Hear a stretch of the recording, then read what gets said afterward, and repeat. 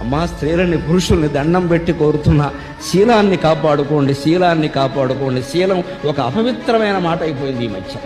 శీలం గురించి ఎవడన్నా మాట్లాడితే వాడిని చేదస్తుడు అంటాం. శీలం లేనిదే బతుకు జీవితం లేదు.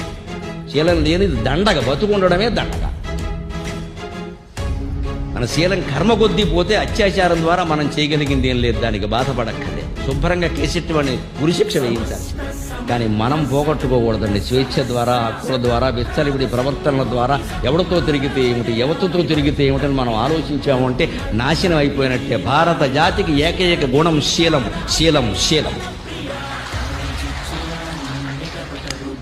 భారతదేశ ఔన్నత్యాన్ని గురించి వివేకానందుడు 1893లో చికాగో వెళ్ళినప్పుడు అనేక సభల్లో అక్కడ పాల్గొంటే సరదాగా ఒక చోట మాట్లాడినప్పుడు అడిగారట, ఇన్ని మాటలు చెబుతున్నారు మీ హిందుత్వాన్ని గురించి, మీ దేశాన్ని గురించి, మీ దేశాన్ని మొత్తం ఒక్క పదంలో మీరు ప్రతిపాదించగలరా అంటే క్యారెక్టర్ అన్నాడు. ఒకటే మాట, ఆయన క్యారెక్టర్. నా దేశం అంటే క్యారెక్టర్, ప్రవర్తన.